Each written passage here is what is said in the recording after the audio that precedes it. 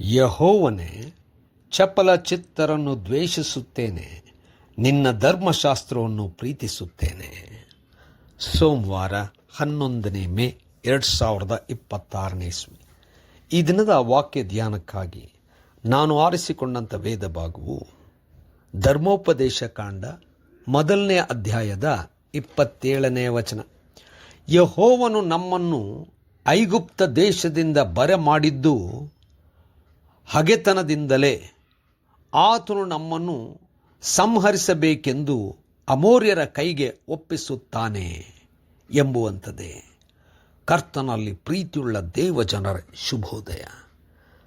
ದೇವರನ್ನು ಅಸಾಧ್ಯವಾದಂಥ ಪರಿಸ್ಥಿತಿಯಲ್ಲಿ ನಂಬುವಂಥದ್ದು ಆತನ ಅದ್ಭುತಗಳಿಗೆ ಕಾರಣವಾಗುವುದು. ದೇವರ ನಾಮಕ್ಕೆ ಸ್ತೋತ್ರವಾಗಲಿ. ಕರ್ತನಲ್ಲಿ ಪ್ರಿಯರೇ, ಈ ವಾಕ್ಯ ಧ್ಯಾನ ಮಾಡೋಣ. ಈ ದಿನದ ವಾಕ್ಯ ಧ್ಯಾನದ ಶೀರ್ಷಿಕೆ ಅಸಾಧ್ಯ ಪರಿಸ್ಥಿತಿಯಲ್ಲೂ ದೇವರು ಅದ್ಭುತ ಮಾಡುತ್ತಾನೆಂಬುದಾಗಿ ನಂಬುವುದು. ಕರ್ತನಲ್ಲಿ ಪ್ರಿಯರೇ, ಮೋಶೆಯು ಇಸ್ರಾಯೇಲ್ ಜನಾಂಗದವರಿಗೆ ಮಾತನಾಡುವಾಗ ನಡೆದಂಥ ಎಲ್ಲ ಘಟನೆಗಳನ್ನು, ವಿಚಾರಗಳನ್ನು ವಿವರಿಸಿ ಅವರ ಮುಂದೆ ಹೇಳುತ್ತಿದ್ದನು.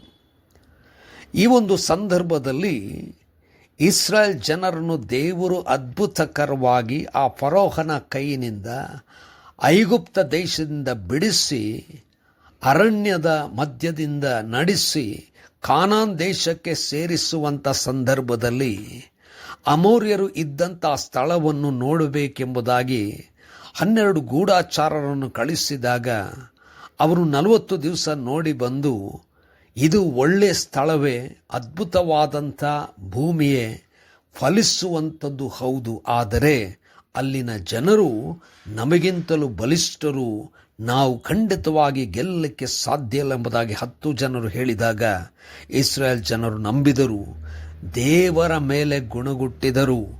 ದೇವರು ನಮ್ಮನ್ನು ಆ ಪರಿಸ್ಥಿತಿಯಿಂದ ತಂದು ಇಲ್ಲಿ ನಮ್ಮನ್ನು ಕೊಲ್ಲುವುದಕ್ಕೆ ತಂದಿದ್ದಾನೆಂಬುದಾಗಿ ಗುಣಗುಟ್ಟಿದರು. ಕರ್ತನಲ್ಲಿ ಪ್ರಿಯರೇ, ದೇವರ ಉದ್ದೇಶ ತನ್ನ ಜನರನ್ನು ಬಿಡಿಸಬೇಕು, ಅಲ್ಲಿಂದ ಹೊರತರಬೇಕು ಎಂಬುದಾಗಿ ಮಾತ್ರ ಅಲ್ಲ, ಅವರನ್ನು ತಾನು ವಾಗ್ದಾನ ಮಾಡಿದಂಥ ದೇಶಕ್ಕೆ, ಸ್ಥಳಕ್ಕೆ ಸೇರಿಸಬೇಕೆಂಬುದಾಗಿಯೇ. ಆದರೆ ಅದು ಸುಲಭವಾದದ್ದಲ್ಲ. ಅಸಾಧ್ಯವಾದಂಥ ಪರಿಸ್ಥಿತಿಗಳಿರಬಹುದು, ಆದರೆ ದೇವರಿಗೆ ಅದು ಅಸಾಧ್ಯ ಅಲ್ಲ. ದೇವರು ಅವರನ್ನು ಅಲ್ಲಿ ಸೇರಿಸಬೇಕೆಂಬುದಾಗಿದ್ದರೂ ಇಸ್ರಾಯೇಲ್ ಜನರು ನಂಬದೆ ಹೋದರು. ದೇವರು ನಮಗೆ ಆ ಸ್ಥಳವನ್ನು ಕೊಡುತ್ತಾನೆಂಬುದಾಗಿ ನಂಬದೆ ಹೋದರು. ಅಲ್ಲಿನ ಜನರು ಬಲಿಷ್ಠರೆಂಬುದಾಗಿ ನೋಡಿದರು, ಆದರೆ ದೇವರ ಬಲವನ್ನು, ದೇವರ ಉದ್ದೇಶವನ್ನು, ದೇವರ ಆ ಕೃಪೆಯನ್ನು ಅವರು ನೋಡದೆ ಹೋದರು.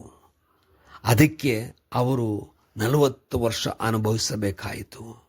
ಕರ್ತನಲ್ಲಿ ಪ್ರೇರೆ, ದೇವರು ವಾಗ್ದಾನ ಮಾಡುವಂಥವನು, ನೆರವೇರಿಸುವಂಥವನು ಆಗಿದ್ದಾನೆ.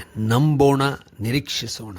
ಕರ್ತನೇ ದಯಾಮಯ ಸ್ವಾಮಿ, ಎಂಥ ಪರಿಸ್ಥಿತಿಯಲ್ಲಾದರೂ ದೇವರು ನಮಗೆ ಸಹಾಯಕನು, ನಮ್ಮನ್ನು ಅದ್ಭುತವಾಗಿ ನಡೆಸುತ್ತಾನೆಂಬ ನಂಬಿಕೆಯಿಂದ ದೇವರನ್ನು ಆತುಕೊಂಡು ಮುಂದೆ ಸಾಗೋಣ.